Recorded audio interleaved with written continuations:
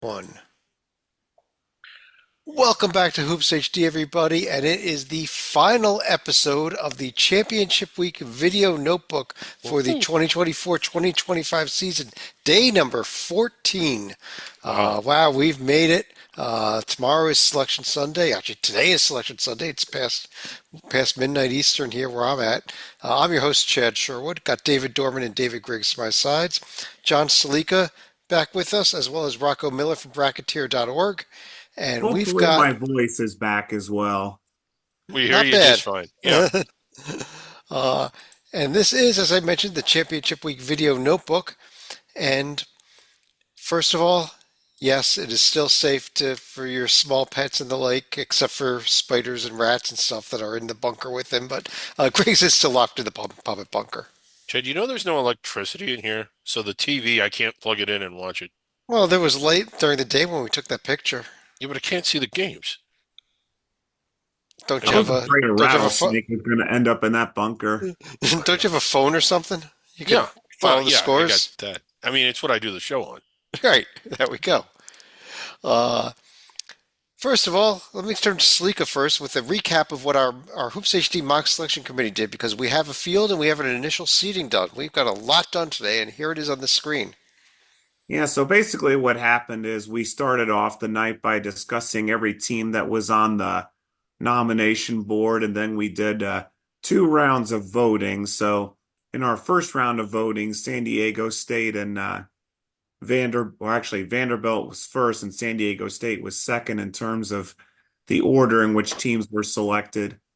And then in our final round of voting, Indiana was the top team that had a safe at large bid, and Xavier will be our tipping point bid, where if Memphis wins the American Championship, they would be our last team in. But if UAB wins, they're going to be the first team out. So once we finish the at large bid portion of the program, we went back to building the master seed list. So we build it seeds from the 9 line, the 10 line, and below, but we did not do an initial scrub. We will save that for tomorrow's Yeah. proceedings. Yeah, there's a lot of scrubbing to do. As you can see, there are 72 teams there. That's because we have four extra teams in. They are for because we put both teams that are playing in the Ivy League, in the WAC, which is going on as we record this, in the A10, and we also threw UAB in there.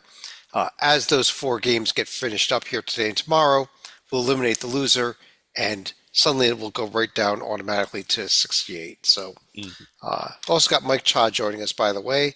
Uh, but let's get to the games that were played today. And I feel let's start with the semifinals, the incredible day that we were looking forward to here in the SEC. Rocco, let me start off with you. How about these two SEC semifinal games?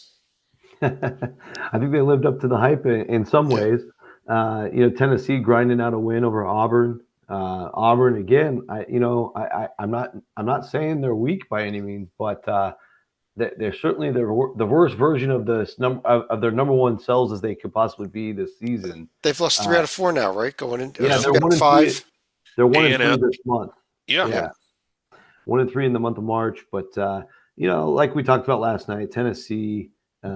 If you're down to this part of the tournament, you're in the semifinals. The way you're looking at it, because I texted with a couple of these teams, is hey, good news is you lose, you get to save your bodies for a day, right? One extra day to rest for the tournament. You're not Auburn's not coming off the one line. I'm pretty confident, and for Tennessee, it probably means a lot to try to win this tournament for these guys and, not being the number one or two team in the league this year. So that's kind of how I felt about the result, but a great win for Tennessee regardless.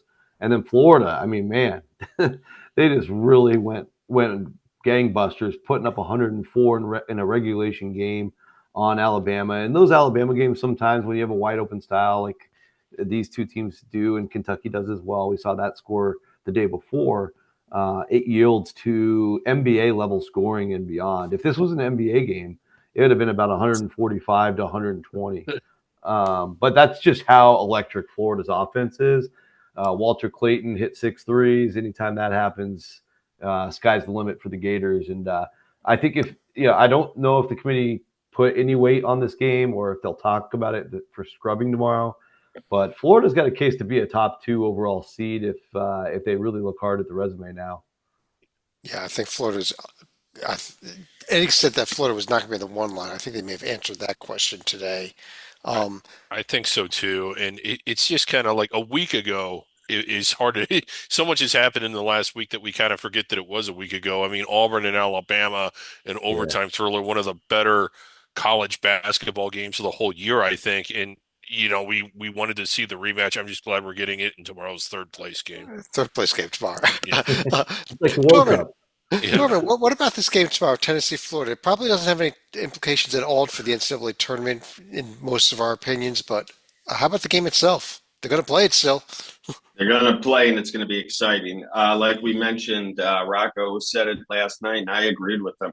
Tennessee just looks like they really care about this. They're really grinding in. They're really getting their heels in, and they're really making a point.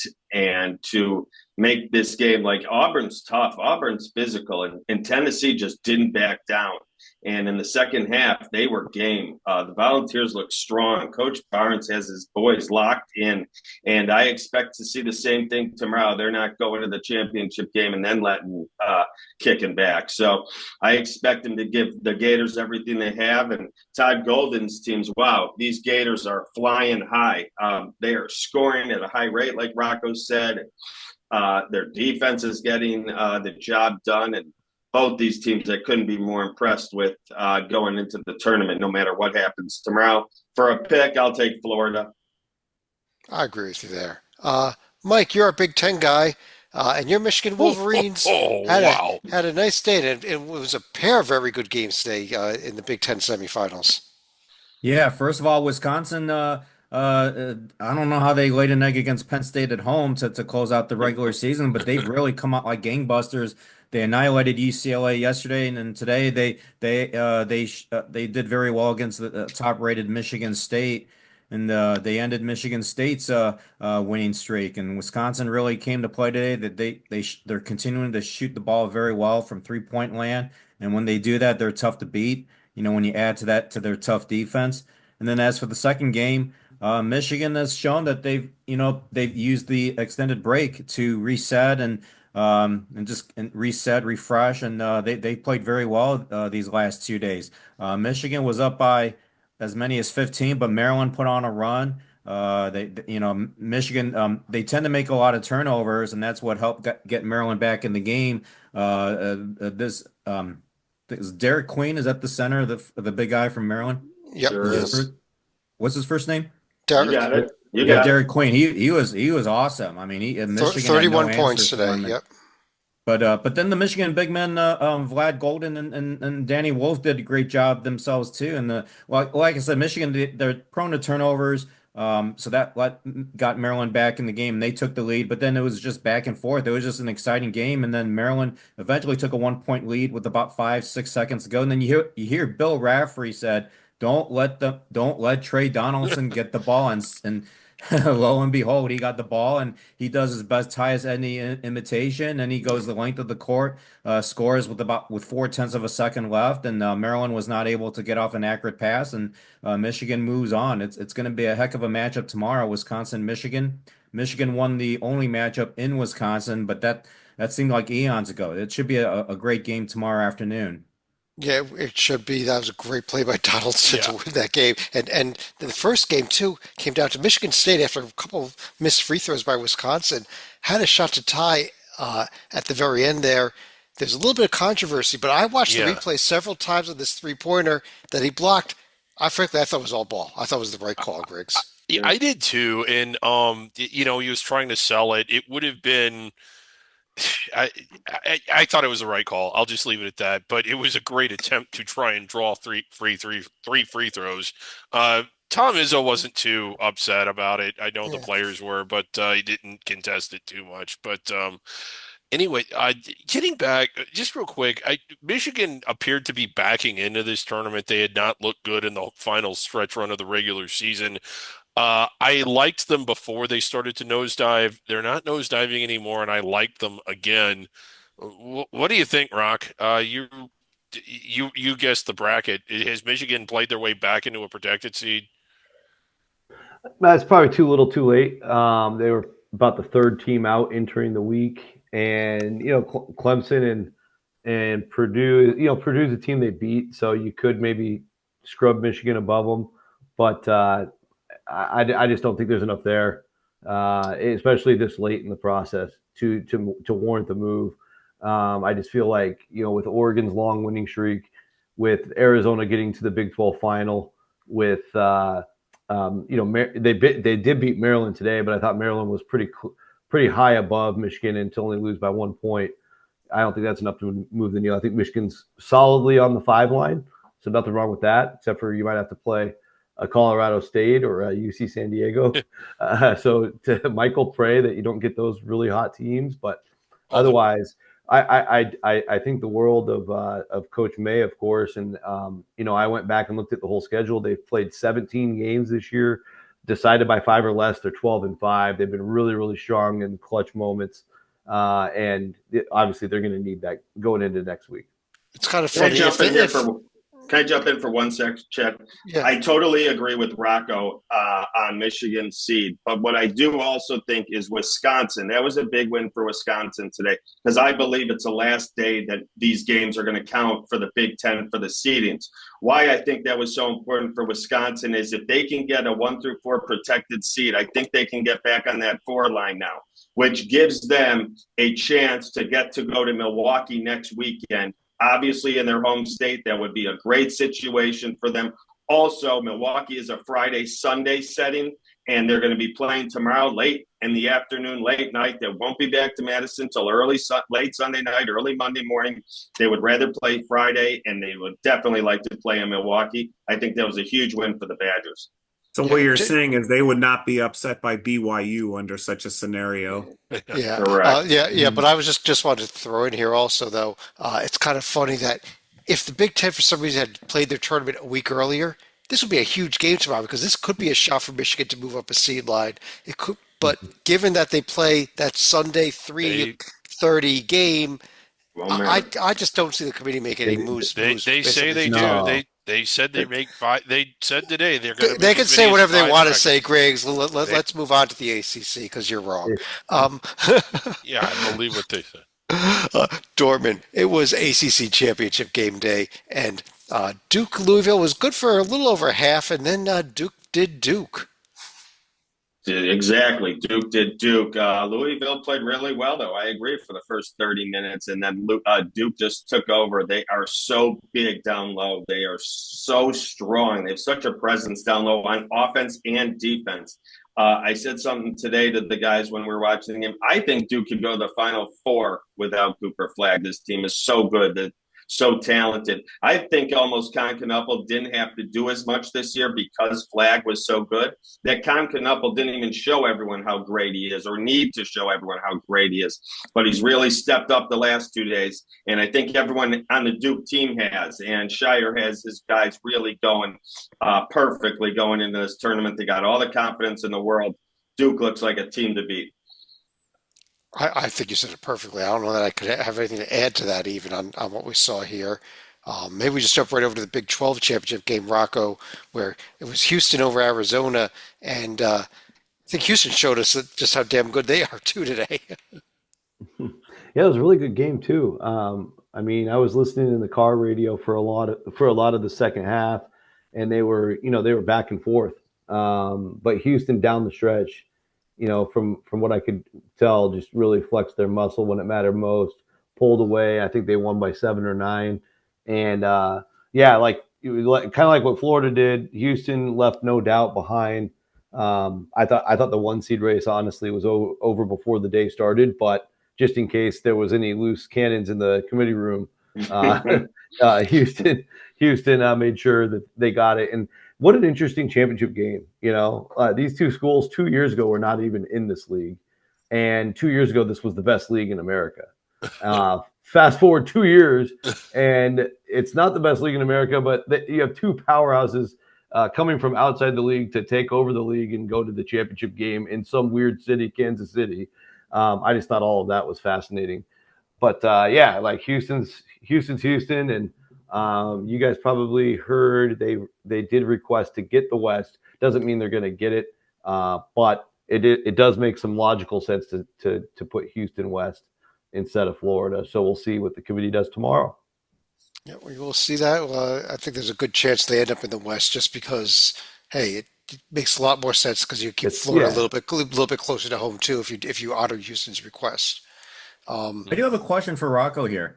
With Auburn's late season slide, is it possible they may be bumped from the overall number one spot? Like I could see like Duke getting it, or It's always possible. I just don't know if there's enough umph there to move Auburn off at this late in the game. okay. So I'm not going to forecast that. If I saw it, I guess I wouldn't be totally shocked. But yeah, I just think at this point the hay's so far into the barn, and they have 16 quad one wins. I mean, you can't really go wrong with Auburn. And Tennessee's a projected 2 seed. They lost to Alabama to end the season. That's a 2 seed, so there's no shame in that. Right, exactly. Salika, Big East Championship Day here. It was St. John's. It was half for kind of like a lot of these games today. It was close for a half. In the second half, there were the Johnnies did the Johnnies. Well, this was the first weekend where St. John's really was more of the hunted than the hunter. I mean, granted, going into the year, they were probably picked to finish, I think, fourth in the Big East, and they were able to run roughshod 18-2 in the conference. And after a relatively easy win over Butler, they did have to scrap a little bit against Marquette, and were actually down at the half against Creighton before they were able to wear down the Blue Jays in the second half here. So St. John's gets a double themselves and possibly looking at a 2 seed come Selection Sunday later today. Yeah, Griggs, I think this locked up a 2 seed for the Johnnies. I just don't think you I can do too. you can keep them off that line. I know they don't have the profile that some of these other teams do, but so few losses and the double. And the double. And of those few losses, so many of them were by a possession or less. No one, I mean, they played a pretty, while they don't top out with multiple wins over protected seeds like what we saw in the SEC, they've done enough, and they're a really good team.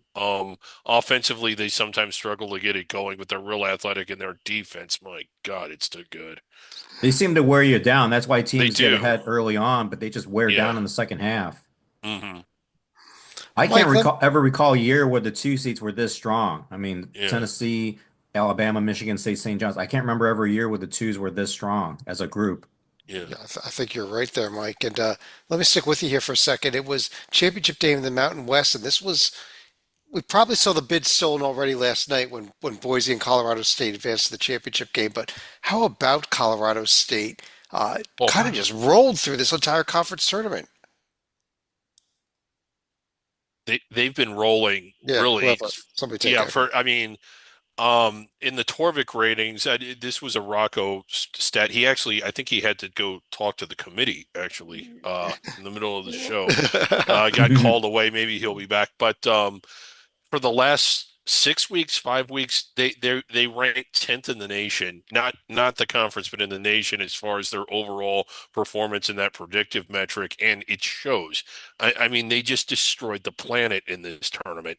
The only game where they sort of maybe played with their food a little bit was Nevada. I mean, they beat Utah State handily. They were up massive in that game, and then I think they just kind of got bored. And Utah State did make that late comeback, but didn't get Yeah. close enough. And today, Boise State started out this game 6-0. Next thing Yeah. you knew, it was like 25-8. Colorado State. It was insane. Yeah, Colorado State is playing. Maybe I think calling them a top 10 team in the nation is a bit of a stretch, but they're definitely playing like a top 25 team. They're not ranked there, and they shouldn't be. They're not going to be in the top half of the bracket, and they shouldn't be because it is the whole body of work. But they're one of those teams that you got to wonder where they're seated, because if they're not seated better than 12th, it's almost unfair to the team that they get paired with. I mean, this team is on fire. Yeah, we'll see what I do happens want with to it. point out that 3 years ago, Michigan was an 11, Colorado State was a 6. Michigan won the games. I'm like, it may be possible these two teams may be paired again, but then now the tables are turned. It could be. I am.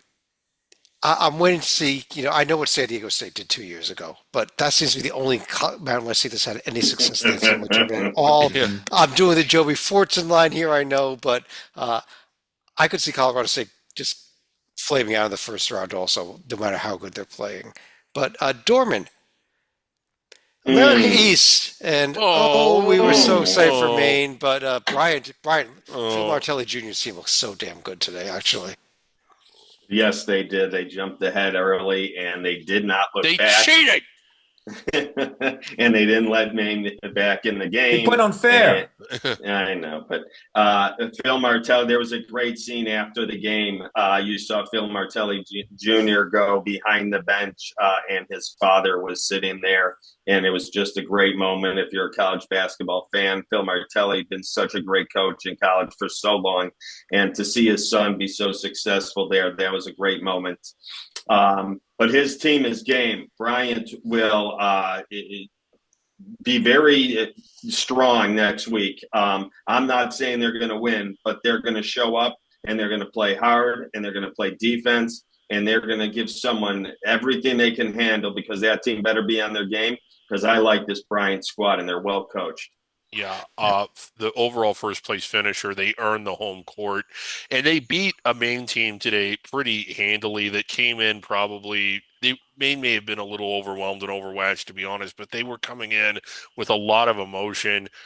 It was a good story. Bryant, fairly recent transitional school, a really successful D2 program before transitioning in their second Division I NCAA tournament ever, and so shout out to them. But if you've been following under the radar, and I know you're kind of with me, Chad, it was a great season for Maine. I think the culture there has changed. The expectations have changed. This is not a team that finishes seventh and you're like, wow, that was better than I expected. I hope they're able to continue the success they experienced this year. They do have Cooper Flagg's twin brother coming in next year, so we'll see here. And I was going to say, unlike their NEC conference championship a couple years ago, it looks like the Bryant fans were on their best behavior this time around. Yeah. Oh, that's right. Oh, okay. Kostelika, Big West championship game. This was the one we were circling here because there was bubble implications here all over the place. Irvine kind of on the bubble a little bit. San Diego, we thought they were going to be in win or lose. They won and took care of it, though. Yeah, this was one of the things I did not tease earlier when we were talking about our Hoops HD selection committee meetings. But if you're a team like Xavier, for example, this was a big win for UC San Diego because had the Tritons lost this one to Irvine, that would have, from the eyes of our committee, that would have pushed the Musketeers out of the field right there. And if you're also a fan of a team like Indiana or Boise State, you're obviously happy with the result here. And the Tritons, this is their first year they were eligible to be in the NCAA tournament. First year, for that matter, they were allowed to participate in the Big West, and now they're 1-for-1. They're 1-for-1. And how about this? On the women's side, we mentioned this last night, their women's team also won. So first year eligible, they sweep men's and women's basketball tournaments. I think we have a new powerhouse here in the Big West for a long time to join the likes of the Irvines and the Santa Barbaras. And, yeah, and that's a really good point, Chad. I mean, this is a really, really good conference. We follow it. We follow it closely. The rivalries are good. It's fun, and we've seen a lot of good teams come through here. It's been a while since the Big West placed a team inside the bubble. They've had teams get close. The Eaters have had some really good teams that have nearly won NCAA tournament games. UC Santa Barbara had a lot of really good teams. Beach had some good ones. This is the best UC San Diego team we've seen, or the best Big West team we've seen in a while. This is a really good team. I think it's a real dangerous team. Yeah. One of the great stories of the day, Griggs, though. Hang on, Chad. I need to properly prepare for our next conference here. Go ahead. Yes, get that umbrella. Oh, okay, here we go. The leaking roof in Conference USA. We didn't even know if we were going to get this game played tonight, Griggs. The roof was leaking. The court was a mess. There was almost an hour delay until they found a way to finally get the game in. Yeah, I didn't know exactly what was going on. I had a bunch of screens on and I had it on one of them, but I just figured, I don't know what I figured. I didn't realize until you all pointed out that there was a delay because it was raining. Not something you normally see at a basketball game, but the teams, from what I understand, uh, both of them refused to play because it was just too much of a dangerous situation. They were I say the conference commissioner, but whoever was in charge of managing the tournament was actually actively looking for other possible venues to go to tonight. I don't know how you would have uprooted an entire game and moved it to another venue. I think that would have been played tomorrow, Yeah, is what the result would have been. But right. they If you were saw able to the find a way to stop the water from getting in. So Yeah. Well, if you So saw the end of the game, there is a good reason why the players were very hesitant to go onto the floor because one of the yeah, Liberty players had a injury scare. yeah, actually, it was just a cramp. yeah. He That just cramped up. but anyhow, as far as the game itself goes, Dorman, Liberty Just tipped really the buzzer. Yeah. really didn't have too much trouble with Jacksonville State. I don't think it was even as close as that final score. No, it wasn't as close as the final score. They were up double digits the whole second half, a lot of times by 20. And the Flames did not flame out.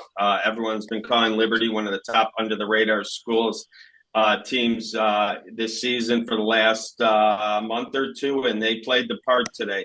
The Liberty Flames will be a dangerous out next week. I really like this team, and they're well coached. Yeah.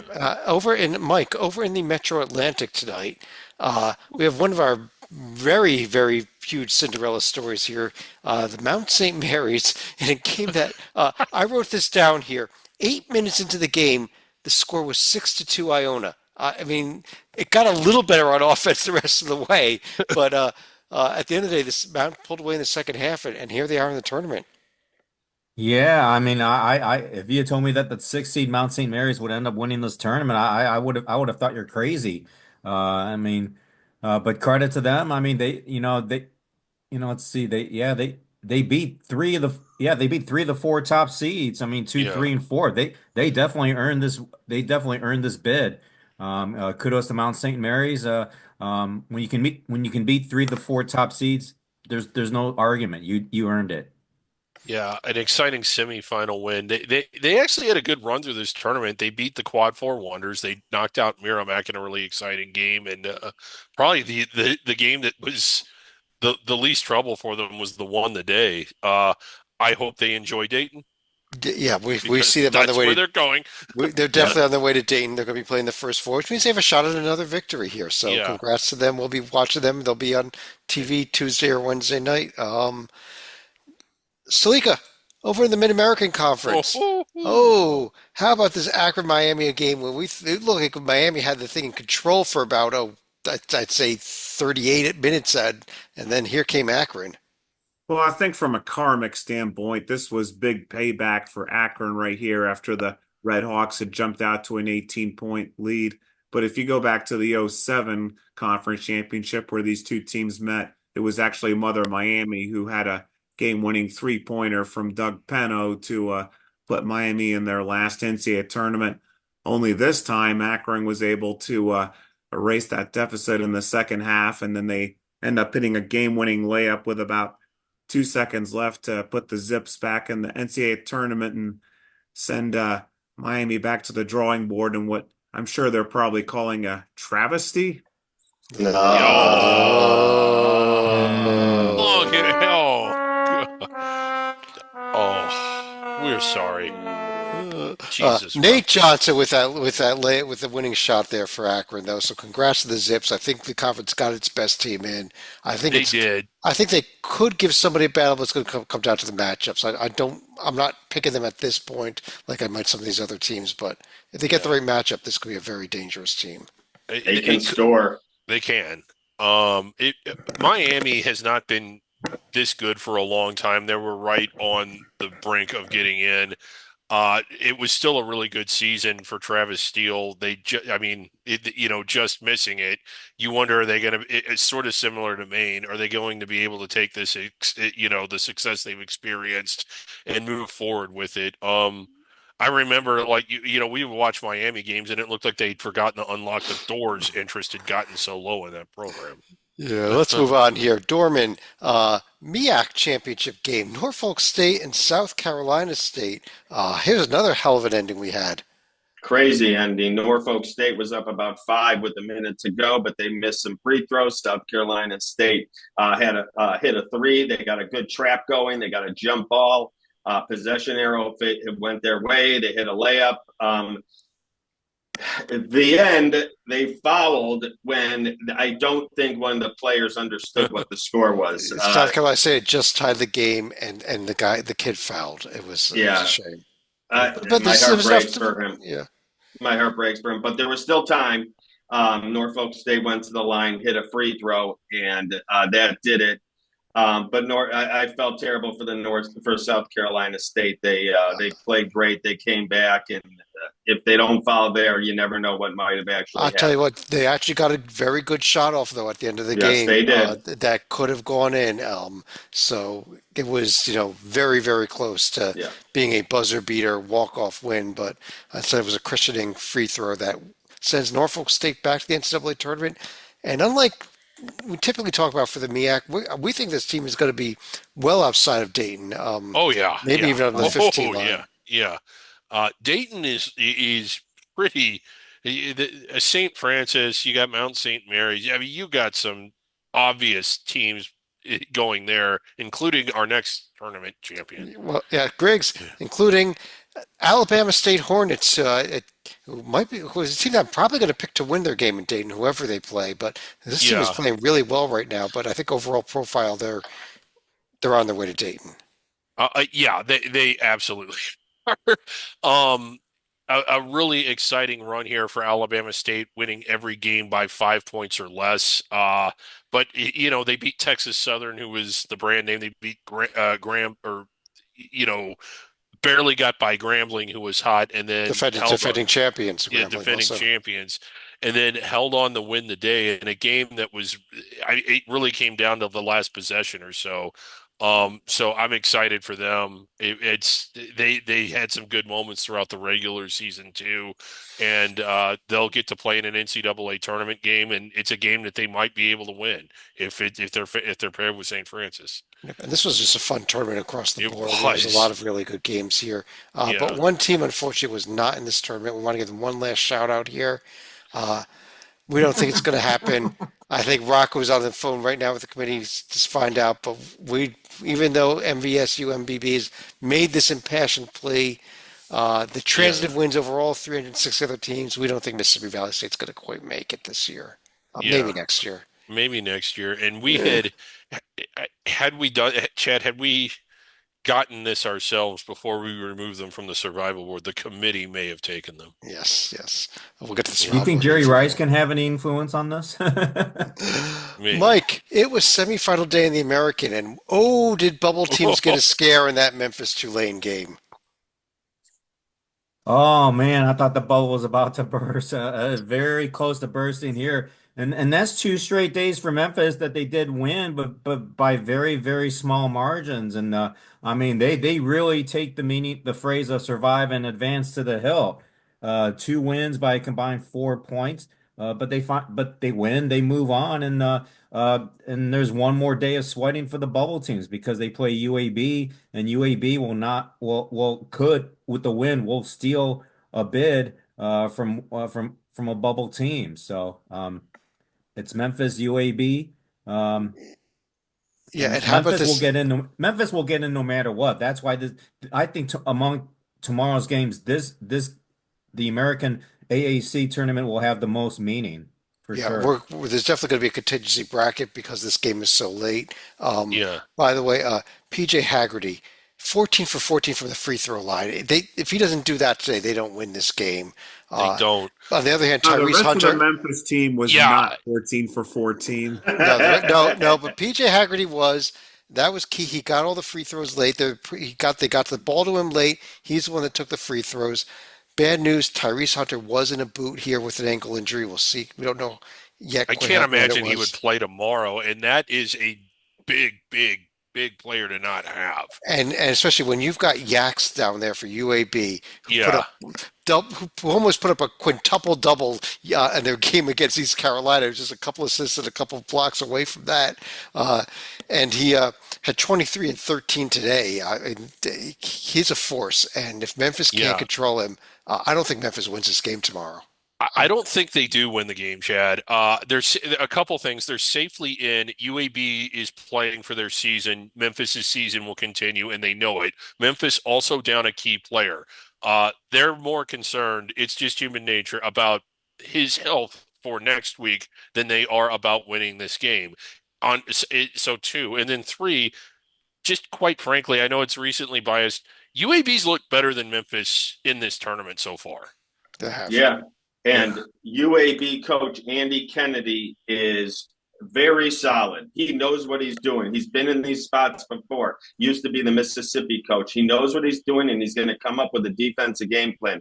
I'm with Griggs. There'll be a fire under UAB tomorrow. Memphis will try and just get out alive without any more injuries. I'm with Griggs. Look for the upset. Yeah, they're looking to win back-to-back tournaments. Yeah, they are.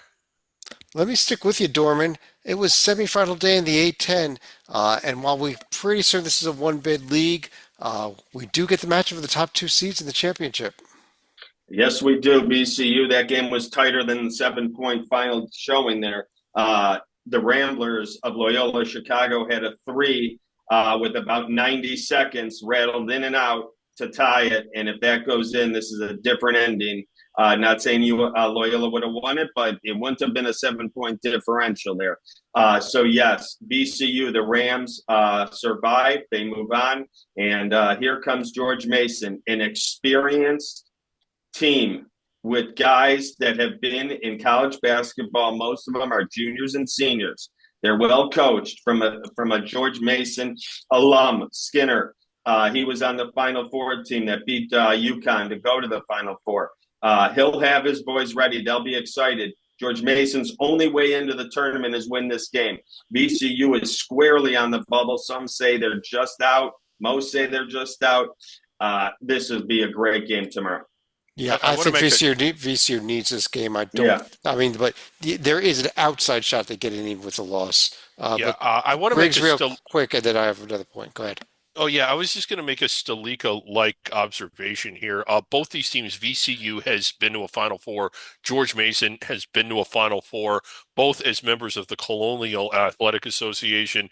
This is a great CAA final we've got lined up tomorrow. Old CAA. Okay.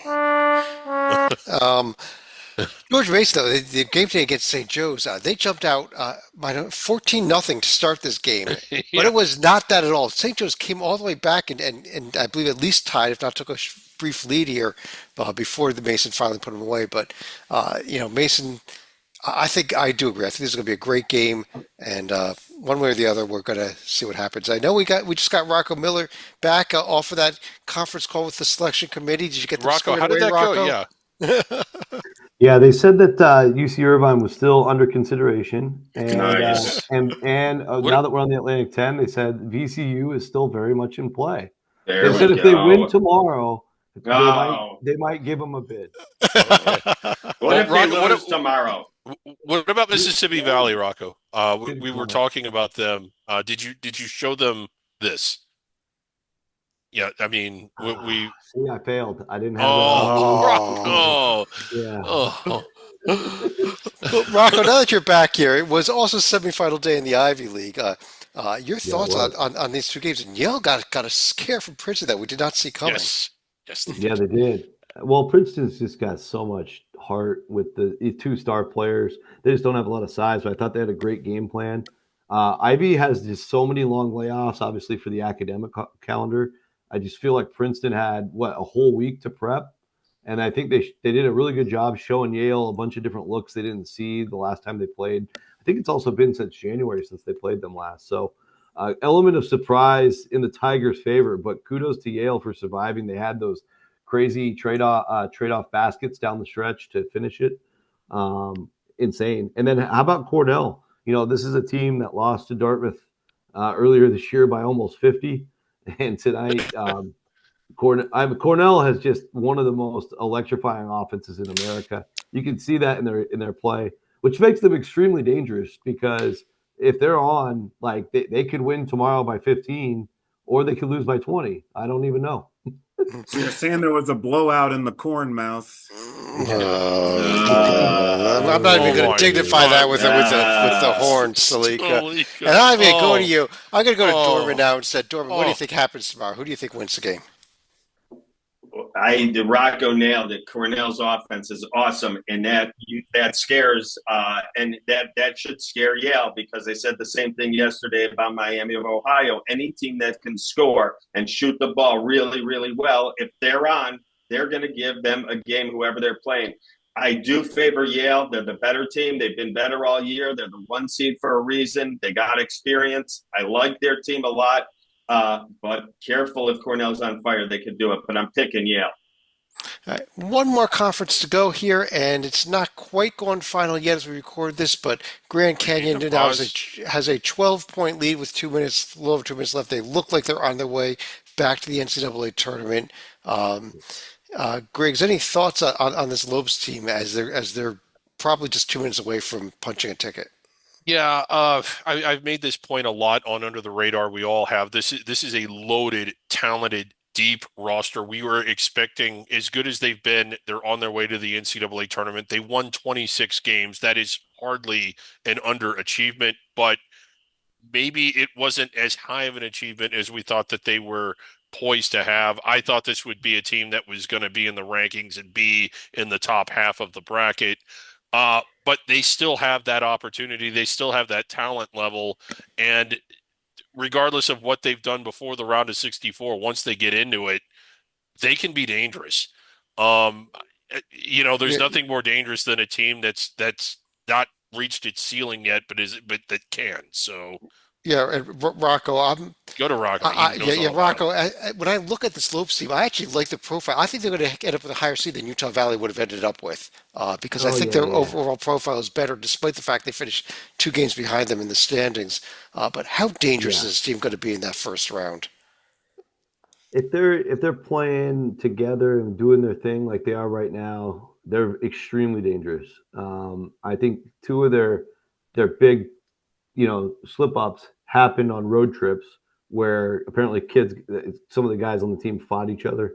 And I got the whole scoop when I went to that game against Utah Valley at Grand Canyon, and Grand Canyon killed them. And I was like, how is this even a close competition? It's like you watch the game I was at, and it was like Grand Canyon looked like a Power 5 team, and Utah Valley looked like Southern Utah or something.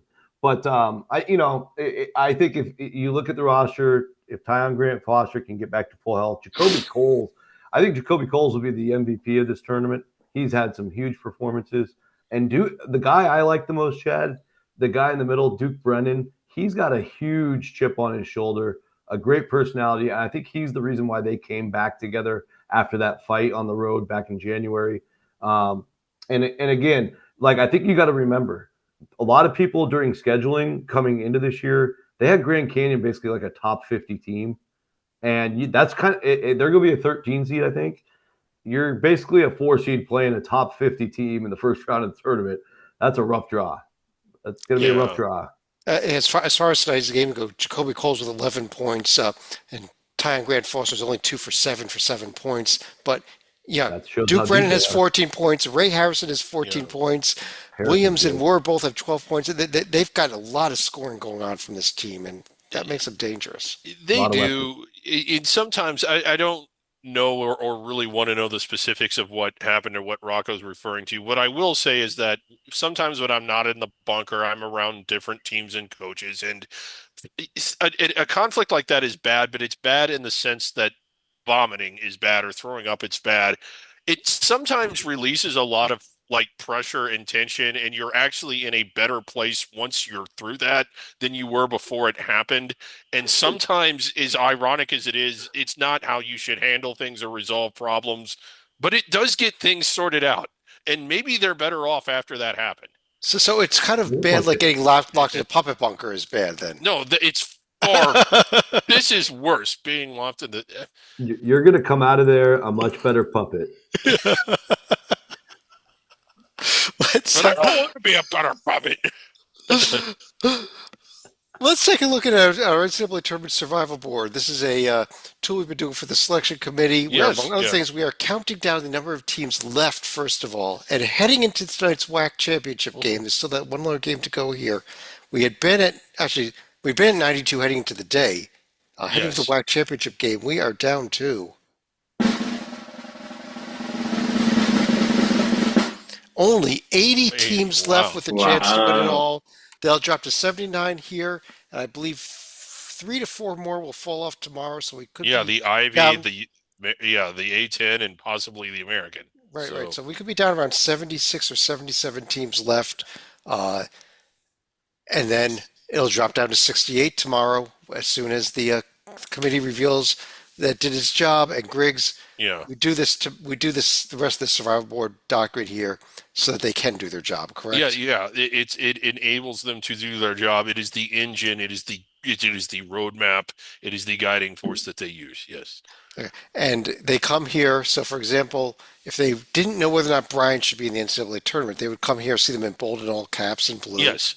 That means they're an auto bid winner. Yeah, and that they're in, means right? they're an auto bed winner, and they know to take them, and they need to be coming here. No more snafus like what we had yesterday. And if they're not certain about Memphis because they haven't won their conference tournament yet, what does this tell them about Memphis? Well, I mean, and this is why we do this. They may not know what to do with Memphis unless they come here and see, oh, they're in blue, so go ahead and select them whether they win tomorrow or not. They're in. And what about UAB? UAB's playing Memphis tomorrow. If you're playing on the last day, you've got to be in, right? Yeah, and they were in last year, and I could very easily understand how the committee would be like, well, this team was in last year. Why wouldn't we want them back? I mean, they weren't rude. They were good. But this tells them, well, you have to look at what they did this season. And while they're good, they didn't quite do enough to be locked in. So they have to win tomorrow. And Griggs, we talked earlier about this Maine team. We Yeah. read a story this was that And- lost today. But what if they decide they want to put them in anyhow? Because, it's Maine. It's Maine. They've never been. This is a great group we have on this committee. Nice people. And they're like, well, they've never been. It's not fair. They've never been. Let's take Maine. But you can't take Maine. They're crossed out. And let me do this question for Stalika. What about his Xavier Musketeers? We just talked about the fact they're our contingency team in our mock committee. What if they come in here, they say, well, the Hoops HD mock committee said they're a contingency team. Let's go to the survival board. That'll tell us what to do about Xavier. Yeah. And then Of if they're in course, green. this is also the same committee that supposedly thought Manchester United was a candidate, but we had to dissuade We them. got that Yeah. cleared up yesterday. Yeah, Stalika. that Go on. got cleared up. But this is, I realize this has been a problem. We did not recap their progress today. We learned they were calling and calling and calling while you were doing the mock committee. They wanted to see what we were doing, and we thought you did that. They were just going to copy us, and it's like, you can't do that. Like if a But that's- professor caught you doing that in school, yeah. But I know that this has been particularly rough for you, Chad. They've been blowing up the phone, but they are going to have to decide for the teams that are in green whether or not to take them. I would suggest maybe they get a coin and flip them. Yeah, I mean that's one way to sort Or it they out. can actually review profiles and have a legitimate debate. Yeah. One of the two. Let's get to our countdown here. The final day of our countdown of the top 15 trophies in Yeah. college athletics. We have seen already, by way of a brief recap here, the wagon wheel, the old Oak River bucket, Yeah.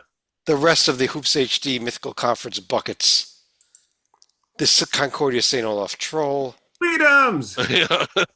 the Border War Trophy,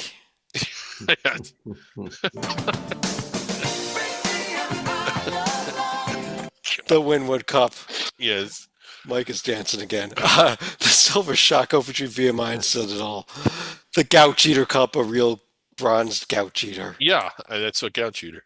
The entire Southland Conference Yeah. trip. We have word that it has arrived at McNeese's court. Wow. now. Yeah. I mean, they got It it. was a long drive from where the Southland tournament was played to McNeese, but this King Spud Trophy, we love this one. What's crazy about that? You can't tell which ones are real and which ones aren't. The Nokoiwu Cup. I think this is a real one. I don't know why there's a shark eating yeah, it. I think that, yeah.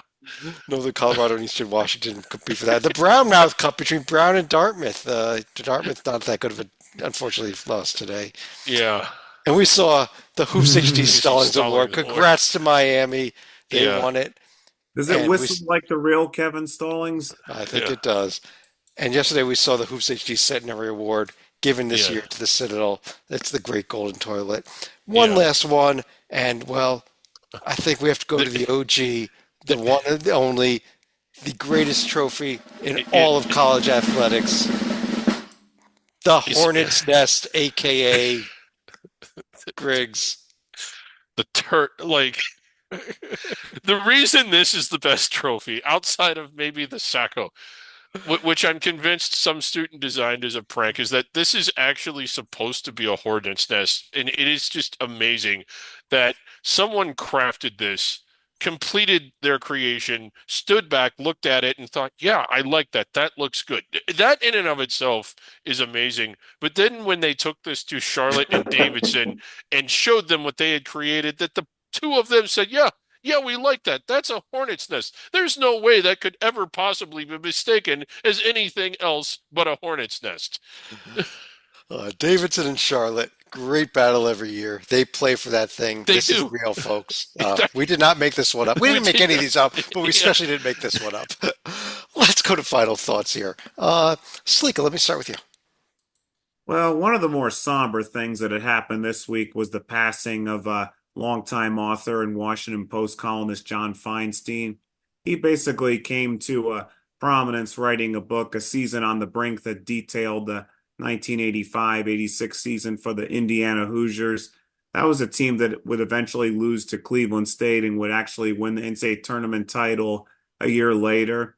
But as far as books on in terms of college basketball, he would write for major conferences like the ACC and A March to Madness. But a couple of years later, he also wrote a great book on an under the radar league and the Patriot League. And this was also a time when the Patriot League was not giving out athletic scholarships. All they had at that point were the military scholarships that Army and Navy had. And then you had programs like Lafayette, Lehigh, Bucknell, Holy Cross, and I think there's one other, Colgate, that were obviously not giving out athletic scholarships, but were just giving out like grants and aid or academic scholarships at the time. I think one of the reasons he didn't do the Ivy League, for example, is because they were probably a little too close to the spotlight at the time, especially since Penn and Princeton had actually cracked the top 25 on occasion. But his writing and his love for the game will dearly be missed. Yes, it will. Real shame, real Yeah. sorry, and we give our best out to his friends and family and everybody out there. Dorman, let me head over to you. Stalika stole every word I was just about to say. And I can't believe we didn't get to it to this because it happened a few days earlier this week. But a 23-time New York Times best-selling author. He was unbelievable. And Stalika nailed it because he wrote books on under-the-radar conferences. Unbelievable. Passed away at the age of 69, way too young. Stalika said everything perfectly. I will give one other thing. If you've noticed, conference championship week has been phenomenal. If you have noticed in the conferences that have a chance to win a game in the round of 64, almost all of them have their top seed advancing to the NCAA tournament. Let's stay away from the 16 seeds and maybe the 15 seeds, but the seeded teams, 11 through 14, are going to be super dangerous because they are really talented. They've been the best team in their league. Then they ran through the conference tournament and they won that. And there's going to be some really, really great battles in the round of 64 because we have so many great under the radar champions. So, and these teams, these power schools will know it and they'll be ready because they're going to learn this week in prepping for the game how good their opponent is. And the round of 68 might be the best one yet. I haven't done the math, but it seems like we've had more one seeds, at least in the finals, if not winning conference tournaments, than I remember this year. If they weren't ones, they were twos. Yeah. Yep. Rocco. Yeah, I know I missed a little bit during my selection committee call, but thanks for having me back. Yeah. And I'm sure you covered it, but I want to give a shout out to a guy who got the job, mere months before the season started, and that's good old Donnie Lind coming from UNC Greensboro, assistant coach, into the Mount St. Mary's head coaching job. Have to hire a staff, build a roster after Engelstad left late in the process. Just so much harder to do than I think the everyday fan gets to see. And maybe they have no idea who Donnie Lind is, but hopefully they'll learn next week. But I just have so much respect because the Metro Atlantic Athletic Conference, even though it was down this year as a whole, there's 13 teams in that league. There's a lot of good old vets in that league. Tom Pecora coaching Quinnipiac. You got Johnny Dunn at Marist, and Mount St. Mary's themselves were not too long ago an NEC program. So this is impressive on a lot of different levels. Over the last month of the year, they've played top 10 defense in terms of effective field goals, 2-point percentage defense, and also I think a top 20 ranking in terms of getting stops. And they got a ton of stops in this championship game, holding Iona to 49 points. Iona was 5 for 23 from three. And these guys got it done through the old-fashioned way. They gave up 58 to Marist in their first game, 55 to Merrimack their second game, 49 tonight. I mean, if they can keep defending like this, obviously it's going to be way harder unless they're in Dayton. Maybe they'll get another great defensive game in Dayton. But just a total shout-out to Donnie Lind and the Mount St. Mary's Mountaineers. It's great to see them back in the dance. Congratulations. Yep. Quick note here, as we've recorded this, that WAC championship game has gone final. Congrats to the Lopes, 89-82 winners, on the way to the NCAA tournament. 5 more games to go. Mike, you're up next.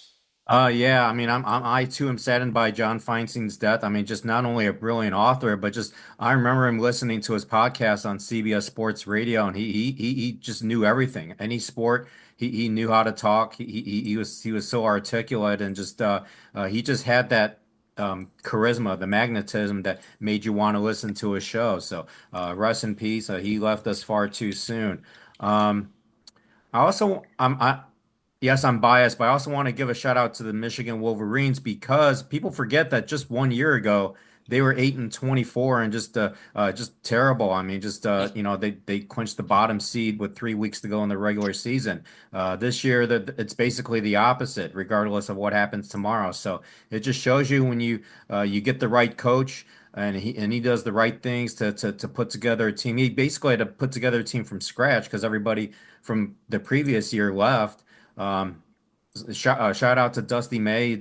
He did one heck of a job in making Michigan a good team this year. He did. Heck I yeah. couldn't agree with you any more than that. Even if you are a rival team of mine in my conference, but And mine. And and mine. and yours Yeah, and we I are don't know the big. entire country. I think these We days, are but big. I think Mike. anyhow, I think Mike just inspired me that Washington's going to go 25-6 next year. all right, there we go. Hey, you never know. Chris, you want to finish out the show here? Yeah, a couple things. The way the conference tournaments have played out, I'm to the point till other than UC Irvine, who I think should get selected, but I also think will not. I'm not really going to feel sorry for anybody that left out. I think just about in most cases anyway, the conference either got the most deserving team in or the team in that has the best shot of winning. There's a few exceptions to that. Central Connecticut comes to mind. But essentially there's 68 spots, 31 get in automatically, and regardless of who's on the committee or what the points of emphasis are, if you take any metric or even any poll and just go down and take the next 37, you're probably going to get about 30 or 31 of them right. And then it's just if you're not in that group that's obviously in, then you're sort of leaving it up to the committee. And my response to anybody, it's not that I ever agree with all their selections or seedings, but if you're on the bubble and don't get in, if you're Xavier and they don't select you and you thought that and you think it's unfair because they selected someone else, you thought you were more deserving, then I actually don't feel sorry for teams from the multi-bid leagues that get left out. That's my first thought. My second is that I hope that we're able to continue to do this and have this kind of experience in the years to come. There's a lot of changes that have happened in athletics. Those changes might filter over to the championships. The NCAA, as crazy as they drive me, and as much as I think that they get things horrendously wrong, one of the things they do well is championships. And I think the men's basketball championship is the crown jewel of it. It is, as an event, similar to the Olympics, to the Kentucky Derby, to the Indy 500, Daytona 500. And by that, I mean, there are people that aren't even basketball fans or even sports fans that still love this event the way a lot of people who don't watch horse racing love the Kentucky Derby. I don't know why that is. I have my theories. But if they start tinkering with it and tinkering with the structure of it and tinkering with who has access to it and who doesn't, I like the Olympics. I love the Olympics. I don't know who the best gymnast in Lithuania is, but I love that the best gymnast in Lithuania is in the Olympics. I would think it would be ridiculous if the IOC said, no, we're gonna make those countries a smaller part of it so we can have more room for the people from the bigger, better countries. I think if the tournament did that, it would be a mistake, and I think it would lose its appeal. And while it would still be around and still be popular and still be good, it wouldn't get people filling out brackets and getting as excited as they are now that otherwise don't watch the sport. Speaking about filling out brackets, I think that that's a good segue to lead into one final little note here I wanted to give.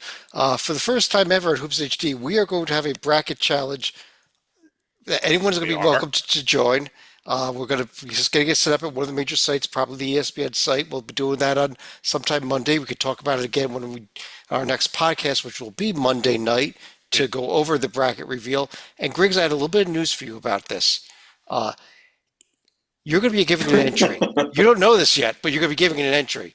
If you can win, you get out of the puppet bunker. But I'm getting out tomorrow. Tomorrow's the last day. No, you're not. But I am. That was. Chad, are you sure you're sure this is the NCAA tournament bracket and not the AC8 bracket? The NCAA tournament bracket. But on that note, we will be back Monday night. We're not doing anything tomorrow night for podcast. Monday night, we'll be back to review the bracket, give you predictions. We'll fill out a bracket on the air. We will take a look at the other events. I know, Slicka, you're excited about the crown.